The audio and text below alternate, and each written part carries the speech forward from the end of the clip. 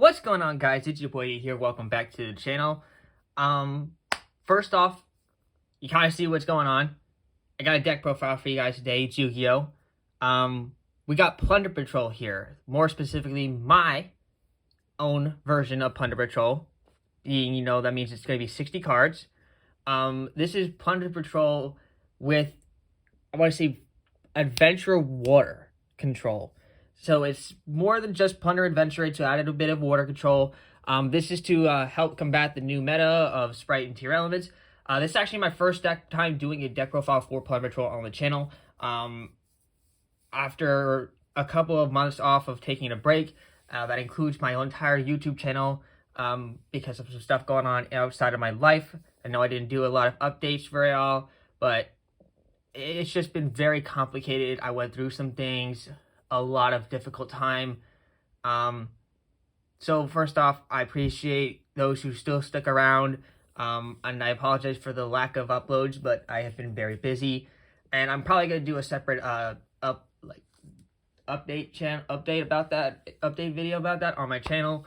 But at least I wanted to say that that's coming along the way, and I'm thankful for everybody who's still here.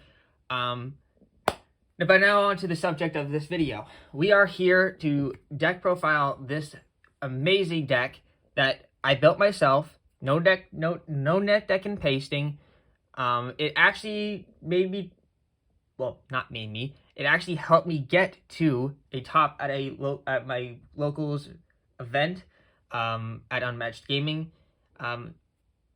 Pretty sure it was a top cut. It was a top cut, but I don't remember if it was like a more than just a regular locals. I don't know, but I just know I have the picture for that will be the thumbnail, either for that or just somehow popping up here in the middle of the video. But that picture of me and the top 4 will be up there. Yeah, I managed to get 3rd place out of the top 4, so I really like this deck, and it's a safe bet for this meta. Like, I'd rather be playing this than Tier or Sprite. While those decks are good in their own niche, I find this deck to be more sustainable to my playstyle. And it also, it doesn't have it's not a one-trick pony. This can combat a bunch of different stuff. Surprisingly, I only actually lost the matchup to Tier Elements or Sprite when I just bricked. I didn't have any, outs there, or I had a bunch of outbreakers, but I didn't have more combo starters. So I've been trying to mess with the ratios, but this is the list that got me that top 4. So let's go right into it. If you guys are going to enjoy this deck profile, leave a like and subscribe. Comment what you guys think about the deck and any other ideas or recommendations you have to making this deck better. Please let them know. Any questions or advice, any questions or comments, I'll be happy to answer in the comments down below.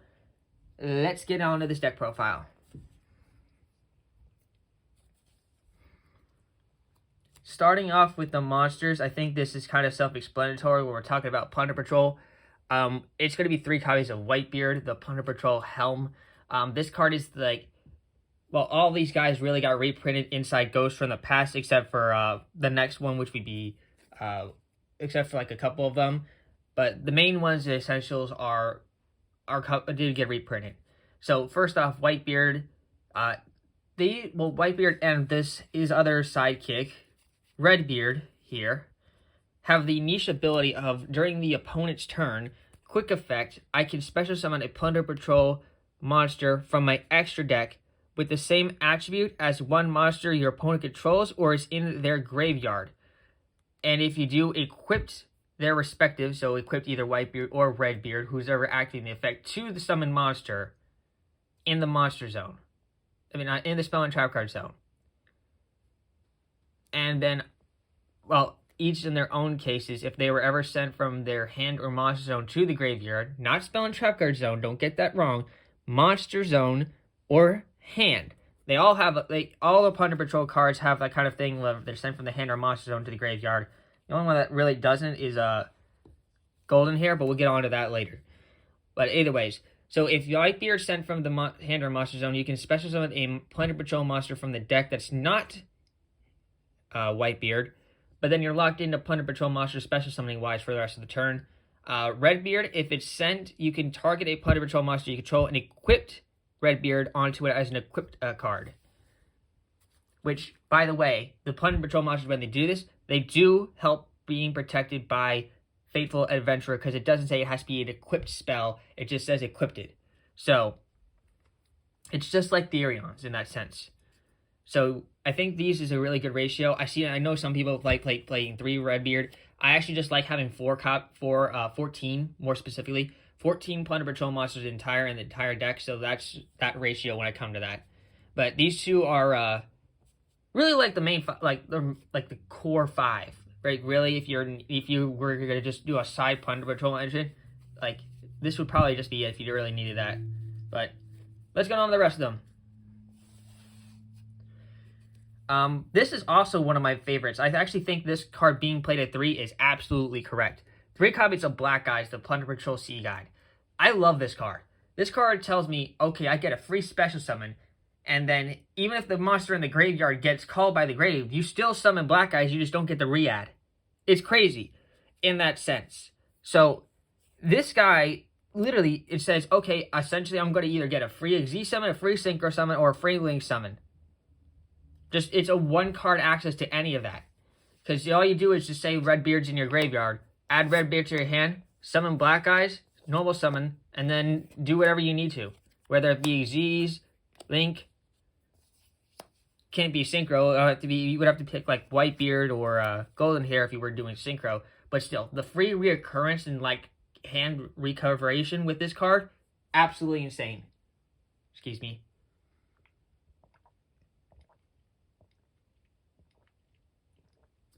My throat was getting dry. But as I was saying, this card just has amazing recuperation. And like the other Plunder Patrol cards, this guy, if it's sent from the hand or monster zone to the graveyard, I can target a Plunder Patrol monster card in my spell and trap card zone and special summon in defense position. And you can only use each effect of Black Eyes once per turn.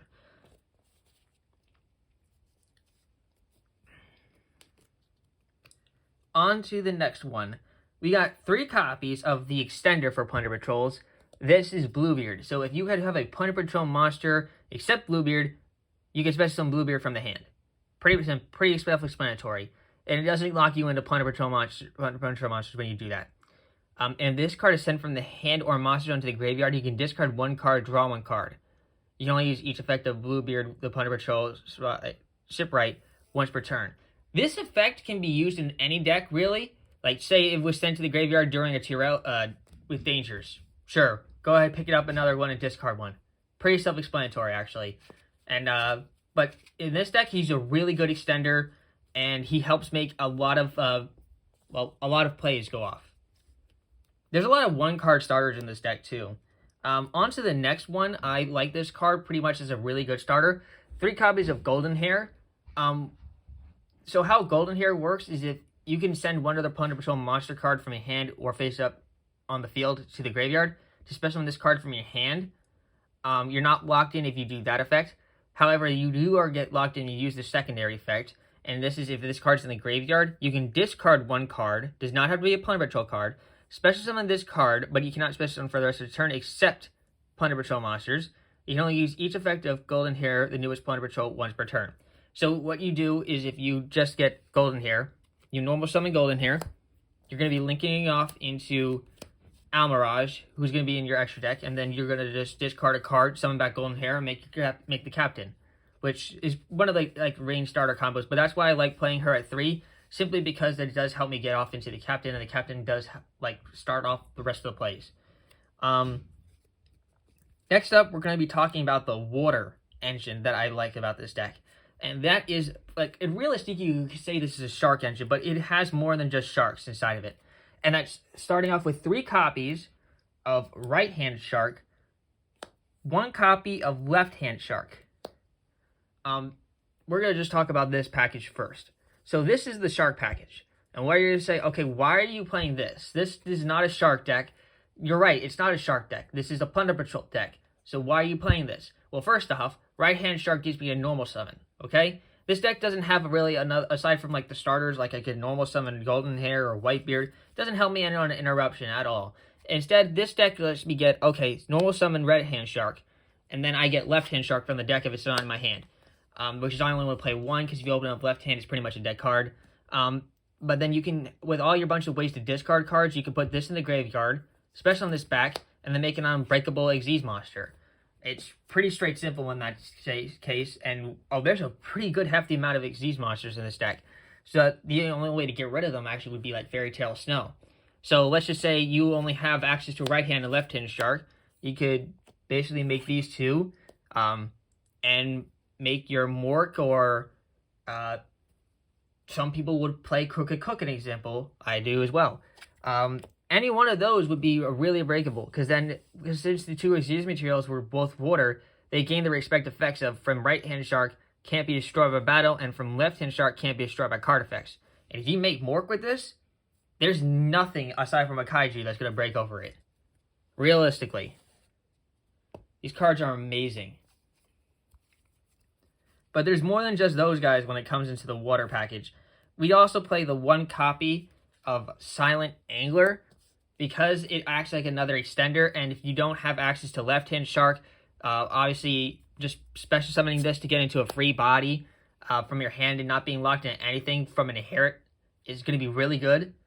So that way, if you need to get access into the Synchro summon of one of our boss monsters in the extra deck, you don't have to be locked into Plunder Patrols to do it, and that card is essential in doing that.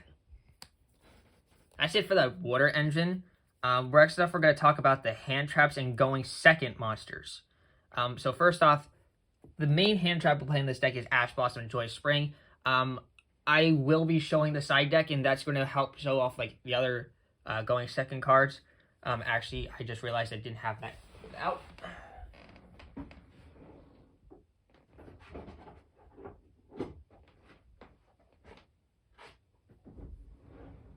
Got it.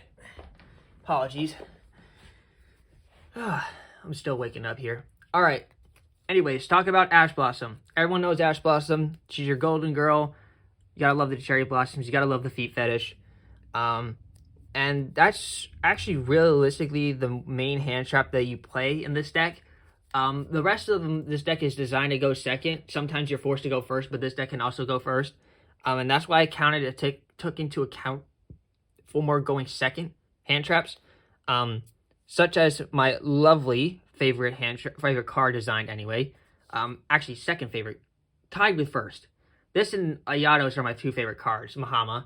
I always like having the one Mahama. It does come in clutch a lot of the times. You can play DD Crow over this in the main deck if you don't want to play Mahama. But I also play Lava Golem, Dino Wrestler, Planker Tops. You can act like Planker Top's an extender, but I also think of this as a hand trap because it's a walking pop of whatever I need it to be. And it's also inherited, so that way if your opponent is playing something like Baron, you're not going to be able to just summon it and do something with it. They can't just go ahead and negate Pranker Top's effect to do that. They will be able to if you like use the quick effect of Pranker Tops to destroy it. And then after these guys, obviously we have the Kaijus, which I kind of show these on their respective own because technically Kaijus are their own engine, but they do count toward my hand trap monsters and going second. So if you realistically think about it, it's all of these guys for going second or like hand traps and stuff like that. Which in a total is 1, 2, 3, 4, 5, 6, 7, 8, 9. Just like you would be playing any other 9 hand traps.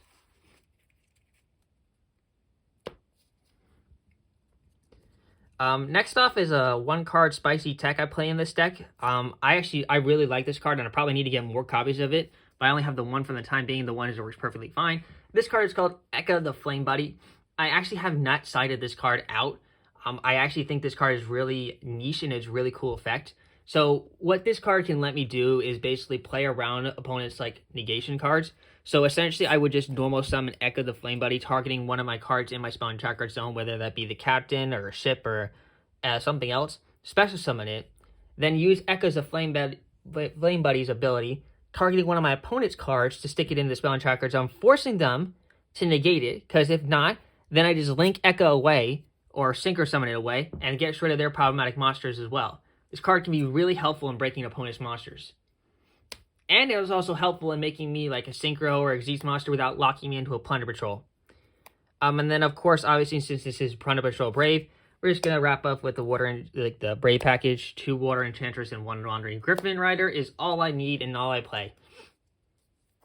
And that's it for the monster count. Pretty hefty monster count. I actually forget the exact monster count. Give me a second. 1, 2, 3, 4, 5, 6,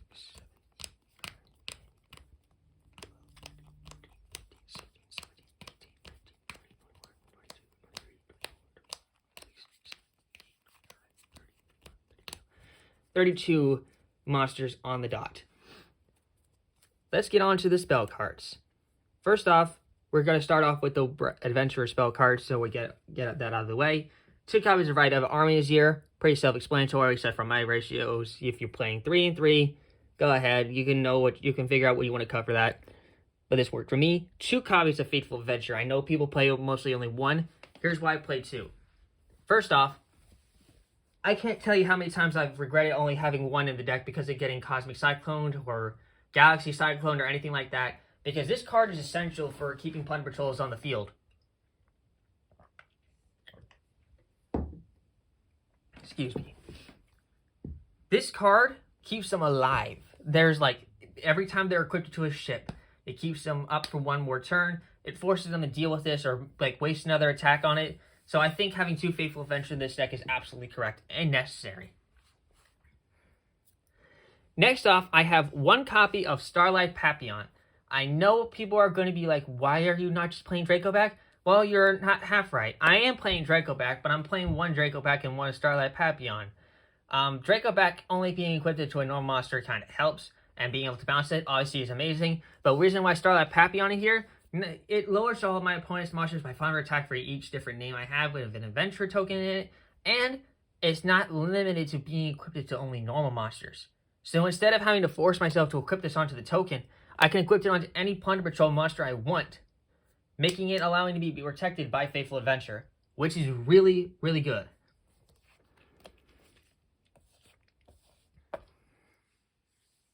And that's all for that engine. Onto probably this card is absolutely the best spell card of the entire deck, which makes this deck even work. 3 copies of Shipyard.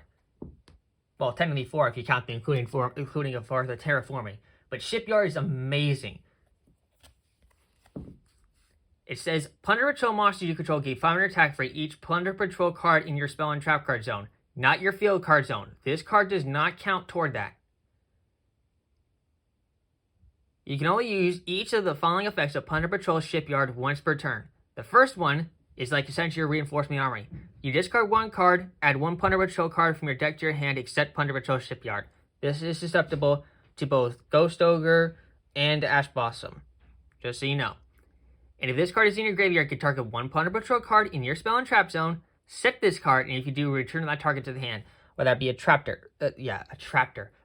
monster, spell card, whatever it is, you can return it and set this card, and then reactivate Shipyard the same turn. It's really, really good. And the amount of power that it accumulates from that 500 attack, bonkers. Next, we're playing 1 copy of Plunder Patrol Shipshape.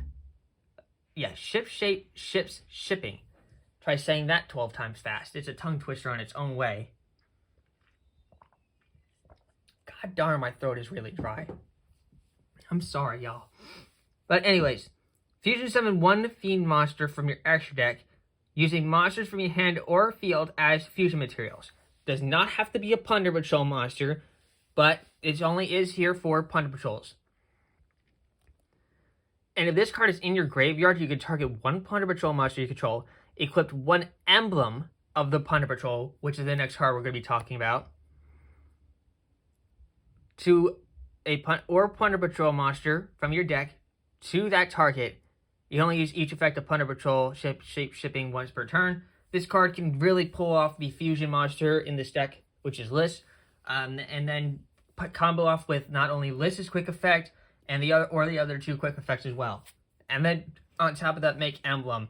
It's a really good 1 starter and then also a very good card to discard off of Fateful Adventure. Next, that's that Emblem we're talking about. Emblem will also play only at 1 as well. So you basically can equip this to a Plunder Patrol monster and it gains 500 attack. Also, your opponent cannot target it with card effects. Stop right there. Before I read any further, this card alone off of that effect tells me that I don't have to use the secondary effect. I could just keep Emblem on the field as a 500 attack point Bane, and that opponent cannot target my card with card effects. That means no destruction, no Baron, nothing. Nothing like that. They would have to get rid of Emblem first. The other effect is you can send the equipped card to the graveyard, special summon 1 Plunder Patrol monster from your extra deck with the same attribute as a monster in the field or in the graveyard, then take the monster that was equipped with this card and equip that target special summoned from the extra deck with this card, and that equipped monster gains 500 attack. It's kind of straightforward, simple enough. These 2 cards, though, were from only ET code, which is the Eternity code. Next off is actually our going second spell cards. I'm playing 1 copy of Raigeki, 1 copy of Interrupted Kaiju Slumber to pair off with our Kaijus. I didn't want to have more than 1 Kaiju Slumber straight up because there's only 3 Kaijus in the deck, and that's not going to be great, so that's why I opted for 1 and 1. 1 copy for Dark Ruler No More to help stop off my opponent's monster effects, and although it does tell you that they can't take damage the rest of the turn, I do cite 2 more Dark Ruler No More. This is while it is a great going second card, it's also a really terrible going first card. I don't know. People can hate on how I play this deck, but this is my version. Next off, we're playing 1 Forbidden Chalice and 1 copy of Forbidden Droplet. It's not like I don't have more than 1 of each of these guys. I just prefer to have 1 and 1 because I don't want to lose on my hand, and I also want to be able to give a power boost. So I just opted for 1 and 1. Next off, for the rest of the spell cards, is actually the 1-ofs. 1 copy of Foolish Burial. Obviously, you can send any of your Plunder Patrol cards so you get access into it with black guys, or your Warden Retracers to get into your right package.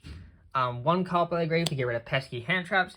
And the most spiciest but generic tech of all time for any water deck is Salvage. Salvage is really, really good in this deck. I can regenerate literally any of my Plunder Patrol monsters, Water Enchantress, or anything else from the graveyard and get essentially access back into another full combo of whatever I need. This is really, really good. That's why I play the 1 copy of it. It has never failed me. And the last remaining cards in this deck are traps. 3 infinite permanents, also counting toward the hand trap. So if you really think about it, so we're playing 12. 2 copies of Plunder Patrol Booty being the best Plunder Patrol trap card to exist. This is Monster Reborn, change attributes, basically make combos. This card can be used during either player's turn, checks during the end phase. If you don't have a Plunder Patrol monster, send this card to the graveyard. All of it's self-explanatory, but it is so needed in this deck. It's ridiculous. People only play 1 copy of this card and nothing else trap related if they were going to really in competitive tournaments, but I think that's absolutely incorrect. Because if you, like I said again, they get Cosmic Cyclone, they get Galaxy Cyclone. There's no way of getting this card back into your deck or hand, even with Black Eyes. You can't do that. That's why I play 2. Then I also play 1 copy of Pride of the Plunder Patrol. This is really good, essentially, right now. For a few different reasons. Number 1. This is essentially Supply Squad. Every time a Plunder Patrol monster destroys an opponent's monster, draw 1 card. That's off the bat. That's hand refill. 2. If you control a Plunder Patrol monster, send this face-up card from the field to the graveyard and then activate one of the following effects. You do not want to give your opponent draws 1 card and then you get the same card from your hand to their hand to the graveyard. That is not good. What you want to do is the secondary effect. It says look at your opponent's extra deck and send 1 monster from it to the graveyard. That's knowledge. Getting access into knowing what your opponent has in their extra deck, because no one sides extra deck cards, is immensely powerful. If you can remember that, you get access to knowing what, okay, this is what I need to watch out for. This is what my opponent's got in stock for me. If I play around all this, they got nothing. The knowledge that this card brings is absolutely ridiculous. I won games knowing how many copies of my opponent cards that they play. Just knowing all that. Its power is immaculate. You can even send something they're going to need later on to the graveyard with this effect. I even contemplated playing 3 copies of this card simply because of that knowledge. 1 copy of Plunder Patrol Party. This is really Yugioh in a trap card. You draw cards based on the number of Plunder Patrol cards you have in your spell and trap card zone. +1. Put 1 to the bottom of the deck. And yeah, that's pretty much how that card works. And if you special summon a Plunder Patrol monster from the extra deck, you can equip this card onto it and it makes you gain 5 attack. You can only use each effect of the Plunder Patrol Party once per duel, and that's why there's only 1 copy of it in this deck.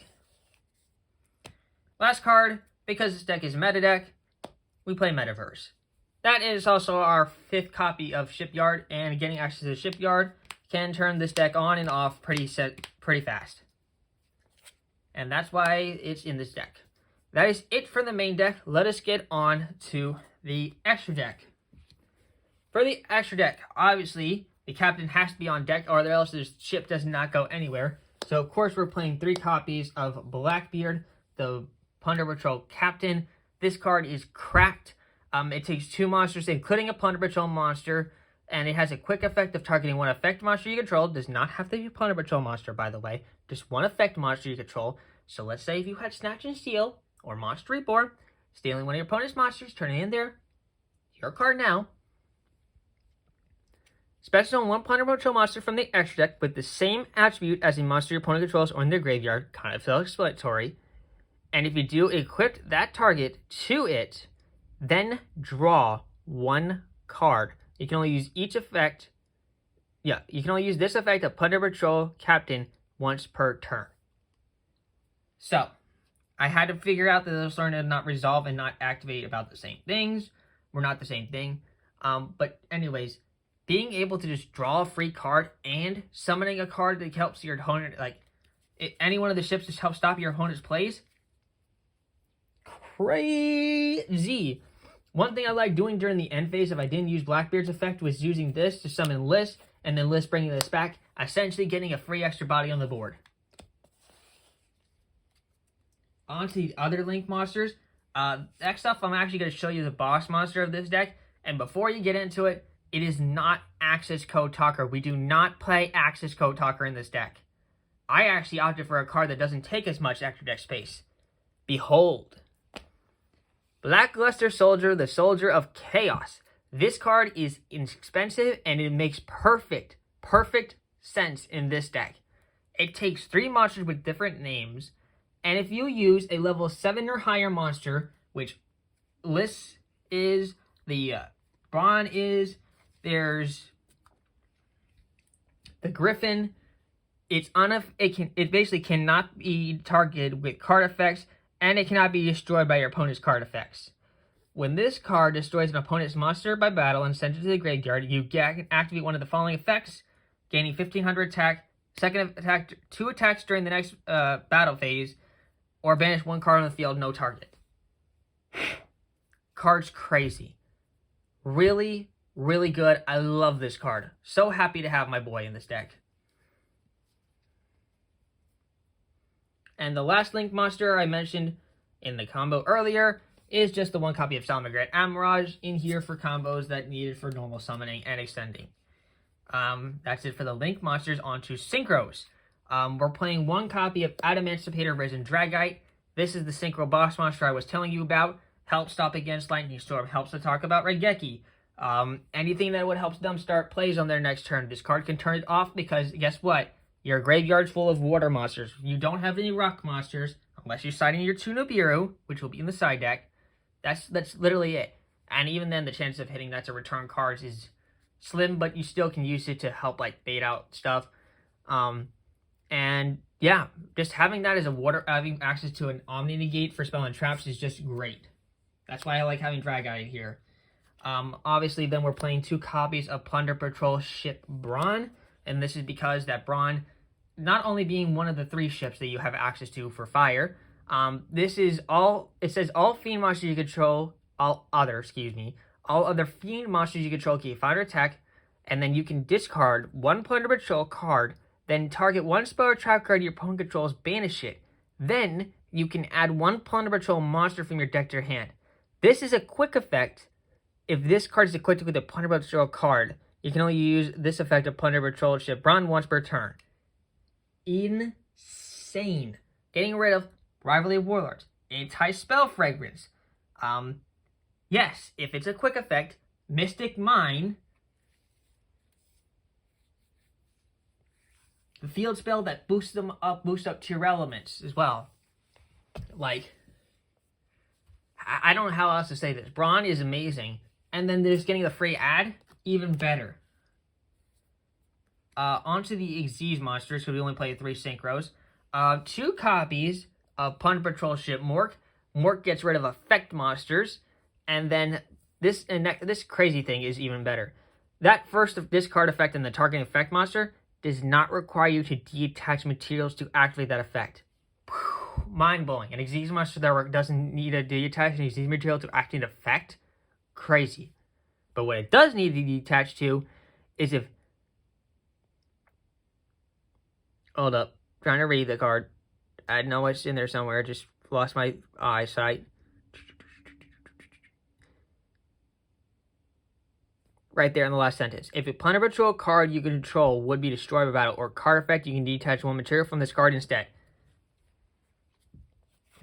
Protection. It's so good. By the way, I forgot to mention when it banishes the effect monster, you got a Plunder Patrol spell or trap card. If you guys want toxicity, this card can literally surf a plate full of that. It's number 59, Crooked Cook. If I make this with the sharks, hasn't come up too often, but if I ever make this with the 2 sharks, you might as well just fold your hand and go next game. There's nothing in your entire deck that is going to break over this. No Dark Ruler, no Morse, no Raigeki, no Kaijus, nothing. Nothing.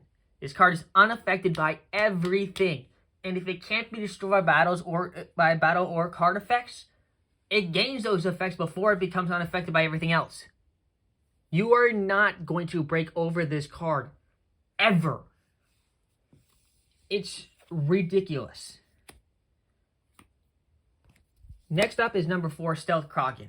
Again, this card is insane. Being able to pop a card your opponent controls each turn without detaching material, then dealing half of that opponent's monster as damage to your opponent is so good.